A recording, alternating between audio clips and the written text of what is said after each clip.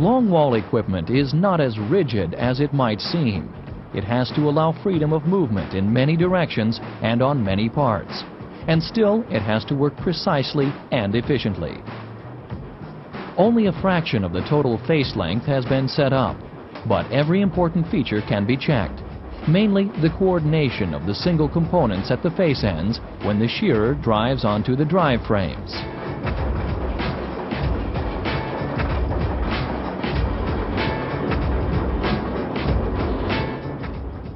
Underground, the shield support holds and pushes the conveyor. But in a manufacturing hall on the surface, there is no rock pressure. The shield supports would simply be pushed back instead. A crane has to help out. Each function of the shield support can be operated by its control unit. Naturally, this control unit is adjusted to the special requirements of the mine. For example, to exactly controlling the position and movement of the canopy.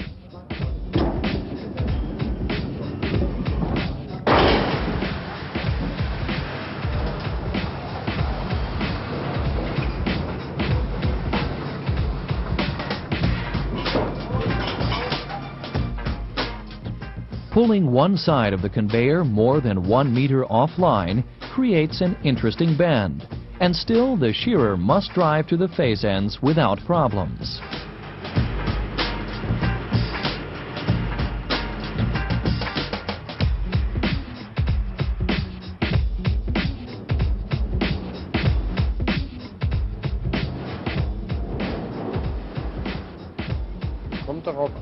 Our main concern is to examine how the shearer and the face conveyor are cooperating at the face ends. We have to make sure that all the measurements, especially those prescribed by safety regulations, are kept.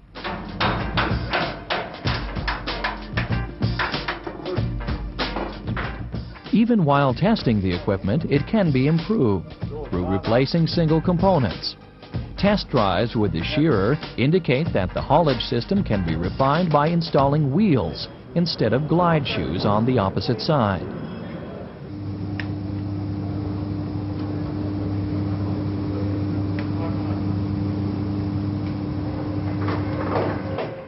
This test run indicates that the pinion runs smoothly onto the rack.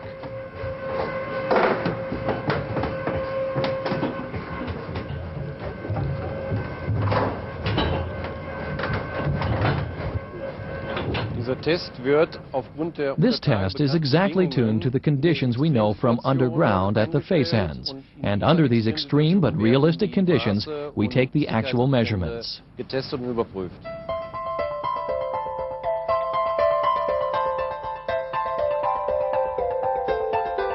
Every long-wall system is unique, simply because of the geological conditions which influence its design, or because the production engineers of the mine are breaking new ground in terms of productivity.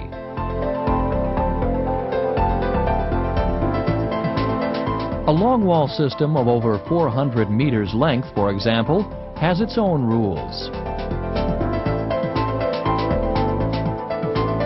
A conveyor of 430 meters needs 2 exceptionally strong drives at the face ends, and these require more space. Therefore, the shield support at the face ends must cover more space. The specific requirements of a long-wall system have to be considered in every detail, and decades of experience have taught us one thing in particular. Planning is good, but a realistic test will make the result much better.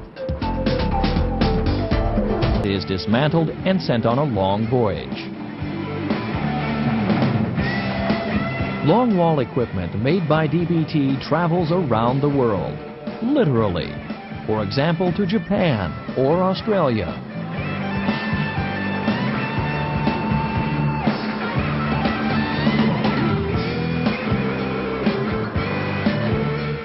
But before it leaves, we want to make sure that in your mine, everything will work together as you expect it to.